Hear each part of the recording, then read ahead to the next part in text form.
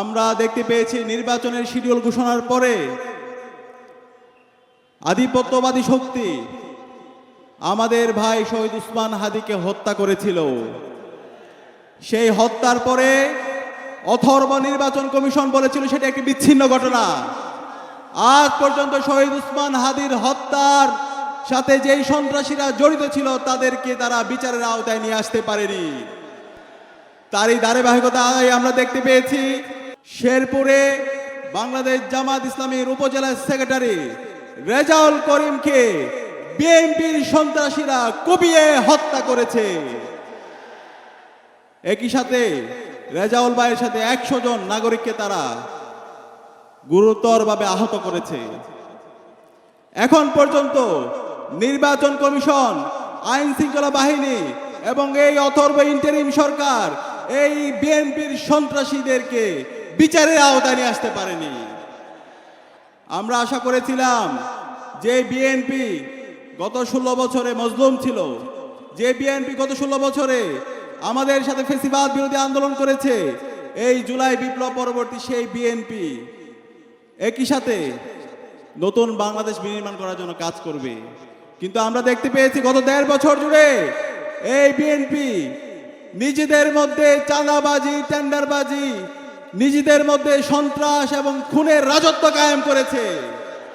আমরা দেখতে পেয়েছি বিএনপি গত 1.5 বছরে নিজেদের মধ্যে অন্তকুন্দলে 200-এর অধিক মানুষকে তারা হত্যা করেছে। যে বিএনপি নিজেদেরকে হত্যা করে, নিজেদের মধ্যে অন্তকুন্দলে 200 মানুষকে মেরে ফেলে, সেই বিএনপির হাতে কিভাবে একটি রাষ্ট্র নিরাপদ হতে পারে?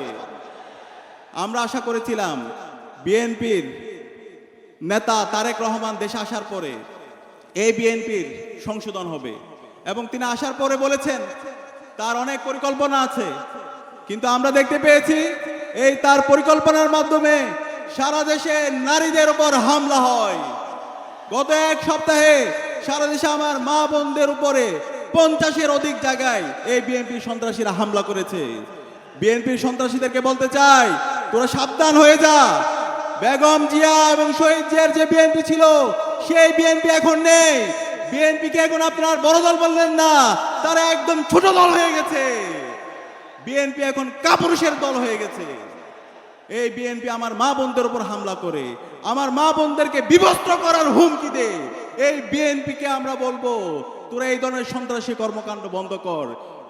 আমরা তারেক জিয়াকে বলবো এই বিএনপিকে, বিএনপির সন্ত্রাসী যারা আছে, বিএনপির যারা চাঁদাবাজ, টেন্ডারবাজ এবং এই খুনের সাথে যারা জড়িত আছে তাদেরকে আপনারা বিচারের আওতায় নিয়ে আসেন।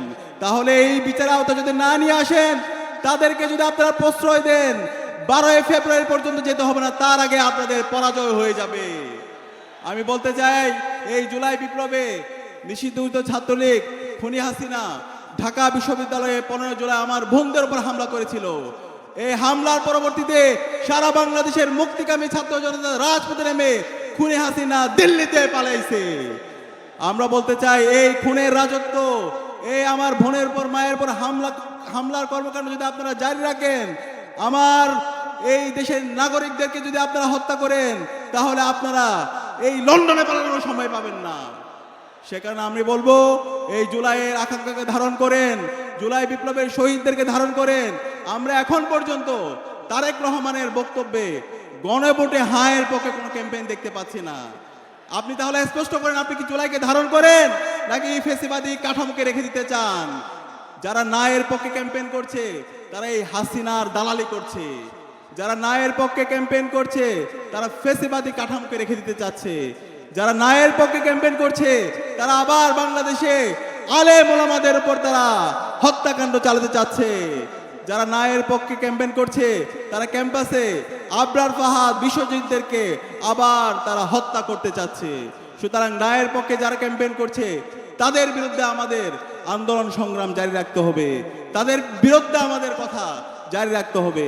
আমরা তারেক রহমানকে আহ্বান করব, আপনার অবস্থান পরিষ্কার করেন। আপনার এই বক্তব্যের মধ্যে আপনি অনেক নাটক করছেন, সেই নাটকের মধ্যে আপনার অবস্থান পরিষ্কার করেন। আপনি কি জুলাইকে ধারণ করেন নাকি আপনি জুলাইয়ের বিরুদ্ধে গণভোটে নায়ের পক্ষে আপনি অবস্থান নিচ্ছেন? আপনার সেই অবস্থান আমরা জানতে চাই, ছাত্র সমাজ জানতে চাই।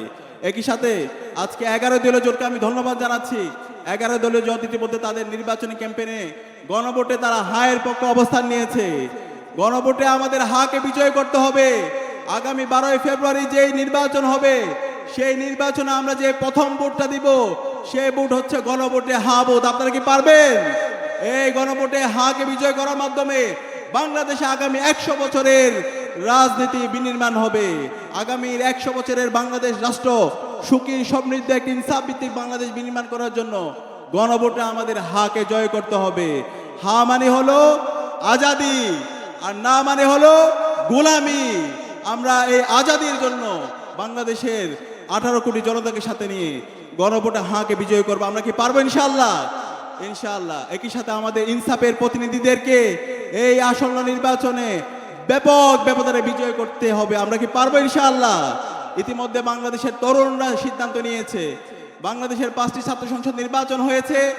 প্রতিটি ক্যাম্পাসের ছাত্র সংসদ নির্বাচনে ইনসাফের পক্ষের প্রতিনিধিরা ব্যাপক ব্যবধানে বিজয়ী হয়েছে এবং ইনসাফের প্রতিনিধিরা বিজয়ী হয়ে আসার পরে বাংলাদেশের প্রতিটি ক্যাম্পাসের আমূল পরিবর্তন নিয়ে এসেছে। আমরা ইতিমধ্যে আমাদের জবাবদিহিতা নিশ্চিত করেছি।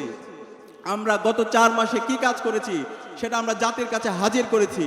আমরা আশা করব ইনসাফের প্রতিনিধিরা সারা দেশে নির্বাচিত হয়েছে, তারা জনগণের ক্ষমতা জনগণের হাতে তারা তুলে দিবে, জনগণের কাছে তারা জবাবদিহি করবে। আমরা একই সাথে এই নতুন বাংলাদেশে দেখতে চাই না রাজার ছেলে রাজা হবে। আপনারা কি দেখতে চান? আমরা দেখতে চাই না। আমার এই বাংলাদেশ চলে আমার এই শ্রমিকের ট্যাক্সের টাকা দিয়ে, আমার এই বাংলাদেশ চলে আমার রিক্সা চালকের ট্যাক্সের টাকা দিয়ে। রিক্সা চালকের সন্তান যদি যোগ্য হয় তাহলে সেও বাংলাদেশের প্রধানমন্ত্রী হতে পারবে। শ্রমিকের সন্তান যদি সে যোগ্য হয়, তার মেধা যোগ্যতা শ্রম দিয়ে সে বাংলাদেশের প্রধানমন্ত্রী হবে। সুতরাং রাজার ছেলে রাজা হবে, সেই নীতি আর বাংলাদেশে চলবে না। সেই জায়গা থেকে ইনসাফের প্রতিনিধিরা আজকে সারা বাংলাদেশ ব্যাপী এবং জুলাই বিপ্লব পরবর্তী 1.5 বছর জুড়ে তারা প্রমাণ করেছে এবং তারা ইতিমধ্যে ঘোষণা করেছে চাঁদাবাজের বিরুদ্ধে, টেন্ডারবাজের বিরুদ্ধে জিরো টলারেন্স ঘোষণা করেছে। সুতরাং এই ইনসাফের প্রতিনিধি সাইফুল আলম মিলন ভাইকে আমরা কি আগামী 12 ফেব্রুয়ারি ব্যাপক ব্যবধানে বিজয় করতে পারবো? ইনশাআল্লাহ।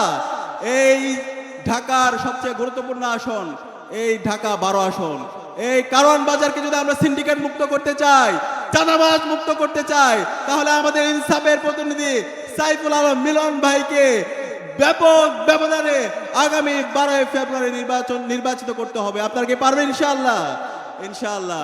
আমি আপনাদেরকে সে উদাত্ত আহ্বান জানিয়ে আগামী 12 ফেব্রুয়ারি সকল নাগরিকরা যেন সুস্থভাবে ভোট দিতে পারে, প্রতিটি কেন্দ্র যেন আমরা নিরাপদ রাখতে পারি, সেই নিরাপদ রাখার জন্য অগ্রণী ভূমিকা পালন করার উদাত্ত আহ্বান জানিয়ে একই সাথে শেরপুরে রেজাউল ভাইয়ের হত্যার সাথে বিএনপির যে সন্ত্রাসীরা জড়িত আছে তাদেরকে বিচার আওতায় নিয়ে আসার উদাত্ত আহ্বান জানিয়ে আমি আমার কথা শেষ করছি। আসসালামু আলাইকুম রহমতুল্লাহ।